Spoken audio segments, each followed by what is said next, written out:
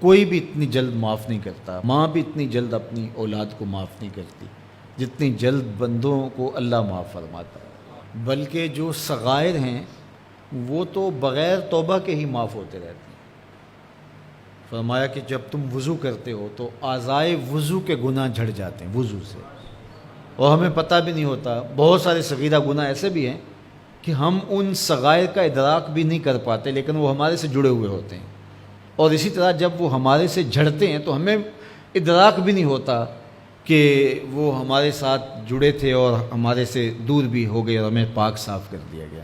ایک نماز سے دوسری نماز تک کا وقت درمیان کے اندر ہونے والے گناہوں کا کفارہ ہے۔ ایک جمعہ دوسرے جمعے تک، ایک رمضان دوسرے رمضان تک گناہوں کا کفارہ ہے۔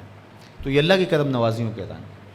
بلکہ فرمایا ہم نے تم کو جو بڑے گناہوں سے منع کر رکھا ہے، اگر تم ان گناہوں سے اپنے آپ کو بچا لو تو ہم اس کے صلے کے اندر تمہارے چھوٹے گناہ ویسے ہی معاف کر دیں۔ ایک تو ہے کہ تم وضو کرو گے تو جھڑیں گے، ایک تو یہ ہے کہ تم کچھ اعمال کرو گے تو اس کی برکت سے یہ گناہ ساتھ جھڑ جائیں گے، لیکن اگر تم بڑے گناہوں سے بچتے رہو گے تو ہم تمہاری اس بات کا اعزاز تمہیں دیتے ہوئے کہ تمہیں اللہ کے حکم کا پاس ہے اور تم بڑے گناہوں سے بچ رہے ہو، اور جو چھوٹے گناہ تم سے سرزد ہو گئے ہم اس بڑے گناہ سے بچنے کی وجہ سے وہ ویسے ہی تمہارے سے ہٹا دیں گے، تمہیں صاف کر دیں گے اس طرح۔ یہ کتنی کرم نوازیاں ہیں۔ اور اگر تم نیکیاں کرتے ہو تو نیکی بھی تمہارے گناہ کو مٹا دیتی ہے۔ اللہ کے محبوب علیہ السلام نے جو 3 وصیتیں کی تھی تو ان میں سے ایک وصیت یہ تھی کہ گناہ تم سے سرزد ہو جائے تو اس کے بعد تم نیکی کرو، کیوں؟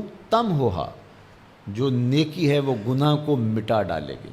یہ کیسا اس کا الوہی انتظام ہے کہ ہمارے گناہوں کو مٹانے کے لیے کتنے سامان رکھیں۔ چھوٹے گناہ سرزد ہو گئے ہیں تو وضو کرنے سے، نماز ادا کرنے سے معاف ہو گئے، صدقہ کرنے سے معاف ہو گئے، کسی کو مسکرا کر ملنے سے معاف ہو گئے، رستے میں پڑی ہوئی چیز ہٹا دی تو اس سے معافی ہو گئی، دروشی پڑا تو گناہ معاف ہو گئے اور خطائیں دھل گئیں اور درجات بلند ہو گئے، اور نیکی کی تو ساتھ گناہ بھی معاف ہو گئے۔ تو باقی رہی بات کہ کبیرہ گناہ، بڑی بڑی باتیں، تو شرک سے بڑی بات تو کوئی نہیں ہے، سب سے بڑا گناہ تو شرک ہے، لیکن اگر بندہ توبہ کر لیتا ہے تو اللہ شرک کو بھی معاف کر دیتا ہے۔ ایمان شرک سے برات کا اظہار ہے تو شرک بھی معاف ہو گیا، ورنہ شرک معاف نہیں ہے، اور باقی کبائر بھی توبہ سے، رجوع اللہ سے معاف ہو جاتے ہیں۔ یہ کتنی اس کی کرم نوازیوں کے رنگ ہیں کہ اس کے حضور جب آپ آ جائیں اور اپنی معذرت پیش کر دیں تو وہ بندے کو شرمندہ نہیں کرتا کہ تم نے یہ کیا۔ جب بندہ کوئی جرم کر بیٹھتا ہے، کسی سے زیادتی کر بیٹھتا ہے اور حقیقی زیادتی ہوتی ہے، تو پھر اس کے پاس جاتے ہوئے ڈرتا ہے کہ اس کا رد عمل کیا ہوگا، میں نے یہ زیادتی کی، واقعتاً زیادتی کی۔ اب اس کا سامنا کرتے ہوئے ڈرتا ہے کہ جب میں جاؤں گا معاف کرے گا نہیں کرے گا، دونوں امکان ہوتے ہیں۔